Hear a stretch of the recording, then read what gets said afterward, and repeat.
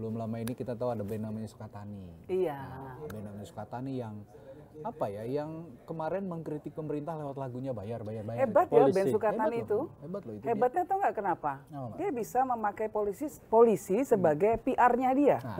Tadinya orang nggak kenal Sukatani, ya gara-gara polisi ya mempiarkan, jadi semua kenal. Itu hebat. Nggak banyak yang bisa merekrut kepolisian kabarnya Indonesia. mereka di Sorry, intimidasi nggak apa-apa, dari Juli, Pak. Kabarnya itu kan baru ramai baru belakangan ya. Tapi ternyata katanya mereka udah mulai diintimidasi itu dari bulan Juli. Sudah lama sebenarnya. Udah lama. Juli tahun lalu. Iya. Oh ya? Ya. Terus baru meledaknya? Baru meledaknya kemarin ketika mereka minta maaf. Ya. Ini kenapa saya tanyakan ini? Karena kan Mbak Yeni sebagai founder Wahid Foundation dan juga dulu mendiang almarhum Gus Dur yang selalu mengedepankan demokrasi, bahkan menjadi awal utama pilar demokrasi di pemerintahannya Gus Dur di awal-awal. Ini kayaknya kok berseberangan banget gitu loh Mbak. Ketika ada seniman yang mengkritik pemerintah, terutama Polri dalam hal ini, kok malah jadinya diintimidasi. Iya. Saya mau tahu pandangannya Mbak Yeni sih sebenarnya soal ini. Berkaitan dengan Hari Musik Nasional juga gitu. Jadi dulu waktu Gus Dur menjabat presiden, beliau tuh bahkan berpidato di banyak kesempatan dan masih bisa dicari ya file-filenya di berbagai media bahwa pemerintah itu harus dikritik intinya. Ya. Karena rasa kritik itu juga ekspresi kritis itu adalah sebuah hal untuk menjaga pemerintah agar berada di track yang benar.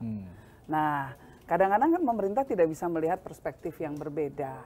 Nah, kritik itu akan memberikan pandangan yang berbeda sehingga pemerintah bisa lebih holistik melihat sebuah masalah. Jadi ya Gus Dur sih sama sekali tidak anti kritik, justru sangat menerima kalau ada kritik. Jadi kalau sekarang kemudian anti kritik, lalu kemudian kembali kepada hal-hal yang sifatnya represif, saya rasa ini kemunduran besar dari reformasi. Nah itu makanya sekarang juga kok makin dikritik makin muncul masalah-masalah dari lembaga yang dikritik. Dan percuma juga ya melakukan misalnya penangkapan, melakukan represi. Kenapa? Ini zamannya udah beda banget. Zaman dulu mungkin masih bisa karena bisa efektif, silent masih gitu bisa ya. silent gitu ya. Sekarang dengan sosmed, dengan AI, katakanlah Sukatani dibredel, yang kemudian akan terjadi adalah ekspresi-ekspresi lagu-lagu baru muncul menggunakan avatar-avatar AI, malah nggak ada orangnya, tetapi lagunya tetap keluar ke masyarakat. Karena masyarakat tidak suka sesuatu yang berlebihan seperti ini. Apa sih yang sekarang dimiliki masyarakat kecuali kebebasan berekspresi? Kira-kira kan gitu. Jangan juga diambil lah. Gitu. Dan itu memang jadi semacam apa ya? Saya nggak tahu yang lebih tepat indikator atau alarm ya, Mbak Yeni. Karena kan memang rilis terakhir ya.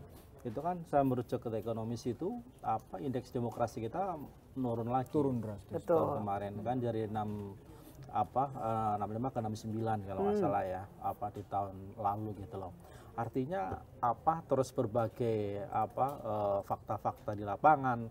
Ben Sukatani itu kan satu hal ya, tapi sebelumnya kita juga ada kasus-kasus terkait dengan pengekangan kebebasan berekspresi. Nah sebenarnya apakah ini bisa dikatakan sebagai langkah mundur reformasi sebenarnya Mbak Yeni?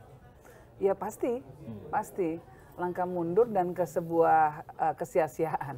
Karena tidak akan menghasilkan apapun, hanya akan menghasilkan reaksi negatif dari masyarakat terhadap institusi yang melakukan tindakan represif. Karena pada saat ini masyarakat sudah sangat terbuka. Ini eranya era keterbukaan yang seluas-luasnya. Masyarakat bisa mendapatkan informasi dari manapun dan diupload oleh siapapun. Kalau pendekatan kita adalah pendekatan yang represif, tidak pendekatan yang akomodatif, yang terjadi adalah kita kerepotan nih memadamkan segala bara-bara api kecil-kecil di mana-mana akan muncul. Jadi makin ditekan di sini akan muncul di sini, muncul di sini, muncul di sini. Capek. Betul. Besar nanti ya. Kalau saya jadi institusi yang dikritisi, yang saya akan lakukan adalah introspeksi diri. Yang akan saya lakukan adalah melihat, benar nggak sih kenapa sih lagu itu begitu beresonansi di dalam masyarakat? Kenapa sih masyarakat kok merasa lagu ini bener nih? Kenapa lagu ini kemudian menjadi viral? Karena masyarakat merasa ada kebenaran dalam lagu itu. Nah, kalau sudah ada perasaan seperti itu, lebih baik segera melakukan muhasabah atau introspeksi diri, ya. Apa yang harus kita benahi dari institusi kita agar kemudian masyarakat bisa lebih cinta lagi Bukan sebaliknya malah melakukan represi seperti Represi itu. tidak akan bisa menghasilkan apa-apa. Iya, karena justru ketika Bensukatani minta maaf, terus secara resmi menarik lagu itu dari berbagai platform, tapi justru lagu itu malah banyak viral kan dan dicari banyak orang. Itu tadi kata Mbak Yeni memanfaatkan Polri sebagai promotornya. Itulah, saya rasa iya. Sebetulnya ini mungkin ya, ini adalah upaya Polri juga untuk memperbaiki dirinya dengan cara mengundang kritik tadi itu. Dipopulerkan sendiri. Kita husnudon aja, kita berprasangka baik. Tapi saya perlu memberikan catatan satu. Saya memberikan apresiasi kepada setelah rame lalu kemudian Kapolri turun dan mengatakan oke, akan mengangkat Bensukatani sebagai duta kritik terhadap Polri. Itu sudah bagus tuh. Itu step bagus sekali. Tolong ditindaklanjuti terus nih sampai ke bawah terus, lalu kemudian buka lagi buka ruang-ruang yang lebih akomodatif terhadap semua kritik dari masyarakat dan yang paling penting perbaiki diri sih.